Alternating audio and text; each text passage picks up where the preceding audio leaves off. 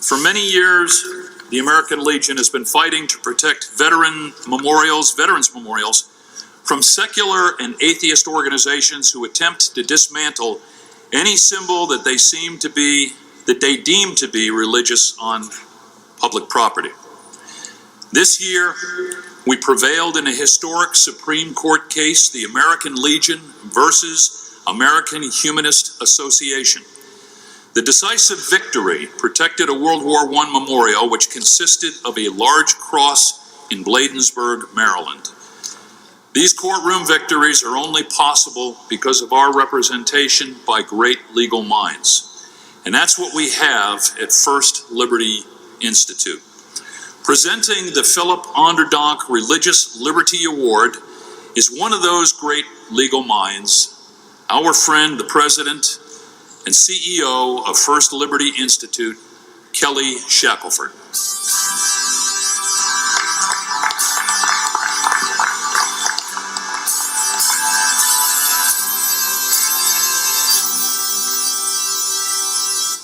Last year, I ended my talk with you talking about the Bladensburg Peace Cross and how we were going to go to the Supreme Court and do everything in our power to make sure that that cross was not going to be torn down. And I want to show you the video of how I ended my talk with you last year. So let's look at that. It's very short. That Bladensburg Veterans Memorial is not coming down. It is not coming down. It is not coming down.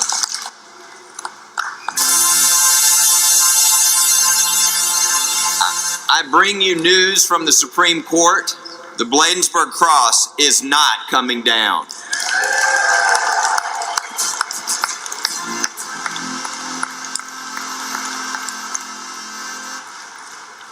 We won at the Supreme Court, and in case you have it, if you want to go as deep as you want looking into the opinion, the case, the briefs, any of it, you can always go to our website at firstliberty.org. You just spell out the words firstliberty.org.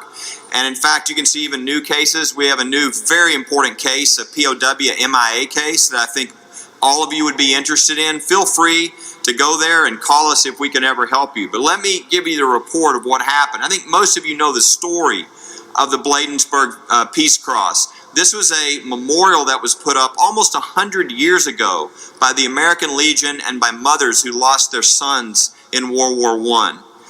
That was on American Legion property.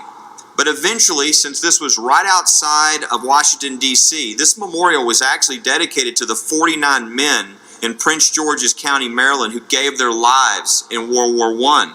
But eventually roads were built around this, and so the government took over the property. Go years later than that, and the American Humanists came along and say, hey, there is a cross, and it's on government property. We can't allow that, and they filed a lawsuit. And of course, the Federal Court of Appeals, in their wisdom, determined that this was, after almost 100 years, all of a sudden now unconstitutional. One of three things could have happened as a result of this case. Number one, the Supreme Court could have said, yes, tear down this peace cross that's been up for almost 100 years. That would have not only been horrible for what that would have meant for that memorial and those families, but that would have set a precedent, a religious cleansing that would have occurred across our country. I mean, only 2 miles from there is Arlington National Cemetery. They would have had to go in and tear down the crosses in Arlington, the large freestanding crosses. That was option number one. Option number two is they could have said, we're going to protect this memorial, but they could have given us no help for future attacks, which we have been having to defend all over the country. Or number three, they could say, not only is this memorial okay, but we're going to really do something to help stop these attacks on our veterans memorials across the country with religious imagery. I'm here to report the great news that they did number three. They said this memorial is not going down and these attacks need to stop.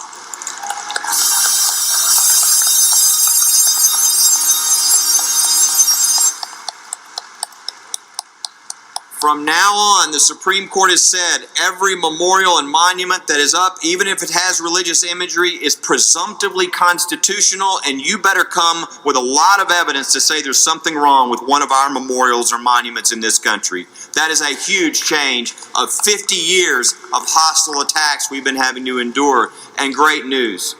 So We'll get to that in the future. Let me say thank you. You put on the uniform and served this country, but what I love about the American Legion is even when you left the military, you didn't leave your fight for this country. And we stood together on the grounds of the United States for God and country, and we just won, just a victory, we changed history. And you are a part of that, and that is one of the reasons why this group, the American Legion, is so special.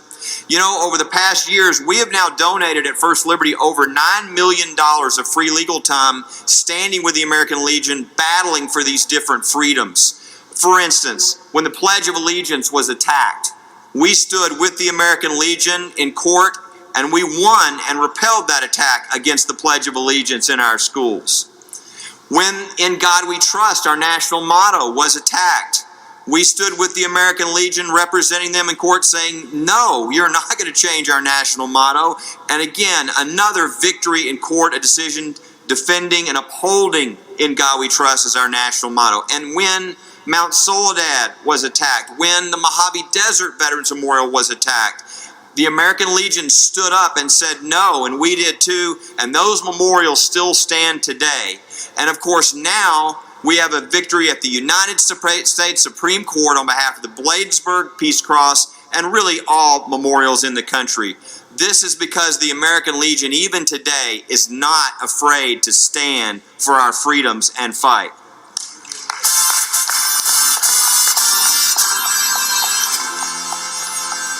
And so now we get to what we get to do every year, which is really, really a privilege. And that is give the Philip B. Onderdonk Jr. Award to the person in this country who has really done the most for religious freedom in our country. Watch this quick video, and then I'm going to give and announce the award winner.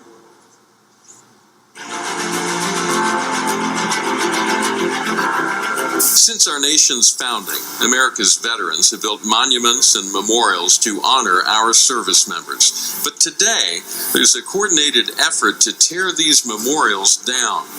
Together, First Liberty Institute and the American Legion are leading the fight to keep them standing. For example, when the Mount Soledad Veterans Memorial came under fire, we were there to protect it.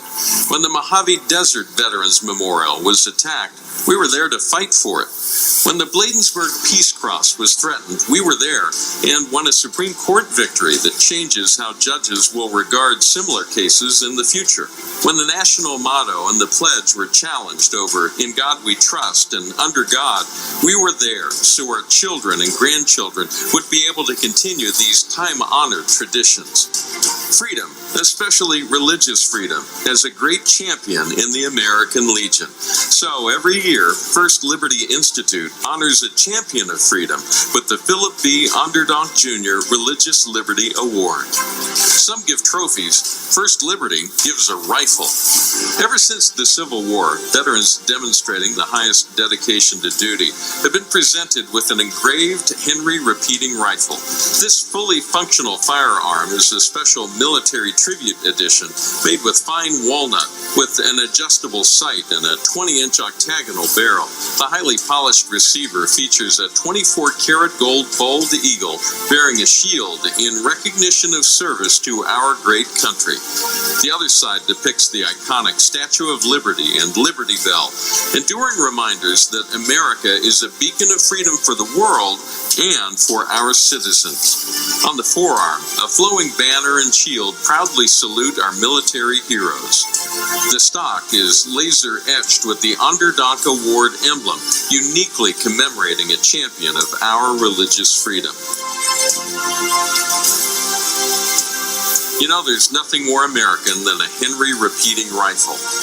And there's no greater champion of religious freedom than this year's recipient of the Philip B. Onderdonk Jr. Religious Liberty Award.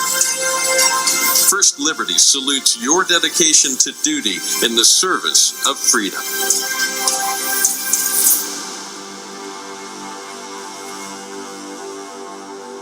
We know that more battles are ahead, and we will be standing with the American Legion in these battles. And that's one of the reasons every year we're going to give this award Philip Onderdonk Jr. Award, named after this great American Legion member that we started the award in conjunction with. And so every year we're going to give, because of the graciousness of Henry, they donate this rifle every year in this award. This is a spectacular rifle. And so we just can't thank Henry Repeating Arms enough for what they do as well.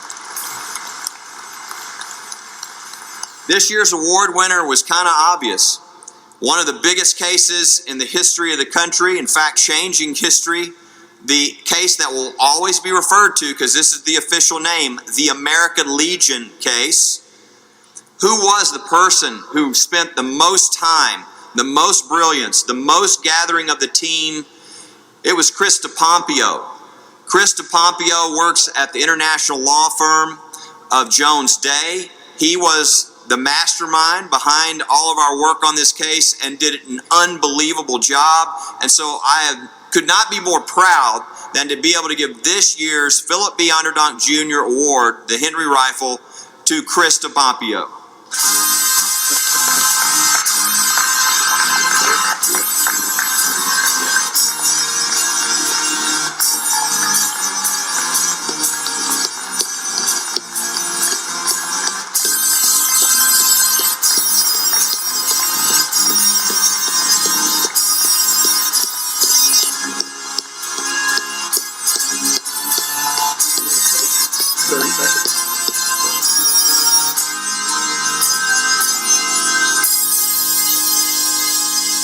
Well, thank you, Kelly, and thank you, Roger, and First Liberty for this award. It's quite an honor.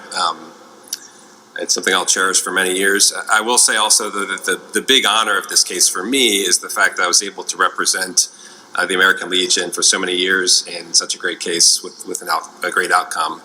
It was a long time coming. I mean, we've been representing the American Legion in this case for 5 years. The case just ended this past June. I'm so happy that it resulted in a win that's a historic win. It's going to be a landmark win. For years in our profession, people have referred to the Lemon case and the Lemon test as kind of the case that defined religious liberty in this country in really a negative way. And I'm so gratified to know that in the future, when people think about the Supreme Court decision that dictates what religious freedom means within this country, they're going to be referring to the American Legion decision that we were part of.